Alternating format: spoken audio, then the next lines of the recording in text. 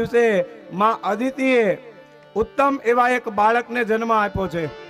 માં પ્રાર્થના કરે, યત્તદ પુભારતે વિભૂષાયુધે રવ્યક્ત ચિદ વ્યક્ત મદારયદ્ધરી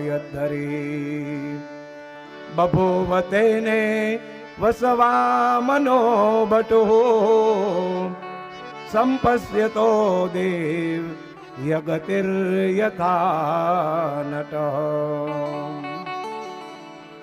સુંદર એવા એક બાળકને માં અદિતિએ જન્મ આપ્યો અને જન્મતાની સાથે જ એ બાળક ખૂબ જ લઘુ અવસ્થામાં હતું અને એટલા માટે થઈ અને માં અદિતિ આ બાળકને પ્રાર્થના કરે છે અને પ્રાર્થના કરતાની સાથે જ આ નાનું એવું બાળક જે ભગવાન વિષ્ણુનું સ્વરૂપે વિષ્ણુનો એક અંશાવતાર લઈ અને આવ્યા હતા અને એ જ સમયે માં અદિતિએ પણ આ ભગવાનનો જય જયકાર કર્યો.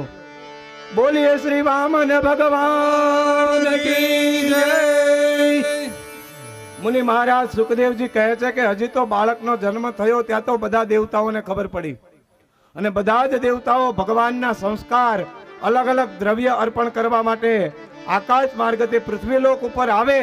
ત્યાં આ નાનું એવું બાળક એ વિષ્ણુ સ્વરૂપ બની આ વામન ભગવાન નીકળ્યા છે.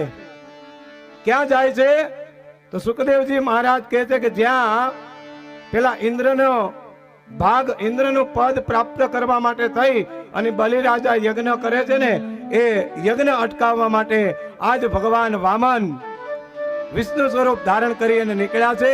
આવો આપણે પણ 2 મિનિટ ભૃગુ કચ્છના કિનારે પહોંચીએ.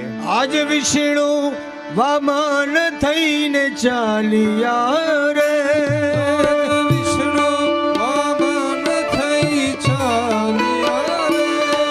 ભૃગુ કચ્છમાં જવું હોય ને ભરૂચ ખુરશી ઉપરથી ઊભા થવું પડે, નીચે બેઠા હોય તો ઊભા થવું પડે, થોડું ચાલવું પડે, થોડું રમવું પડે, થોડા 2-3 પગલા માંડો તો અહીંથી આપણે ભરૂચ ભૃગુ કચ્છ કિનારે ભગવાન વામનની સાથે આપણે જઈ શકીએ. આજે ભગવાન રામને લાવવા છે અને ભગવાન કૃષ્ણને પણ લાવવા છે. તો આવો 2-5 મિનિટ ભગવાન નારાયણનો અંશાવતાર આ વામન અવતાર થયો છે ત્યારે એ વામનના આપણે ઊભા થઈ અને વધામણા કરીએ. વિષ્ણુ વામન થઈને ચાલ્યા રે લો, આજ વિષ્ણુ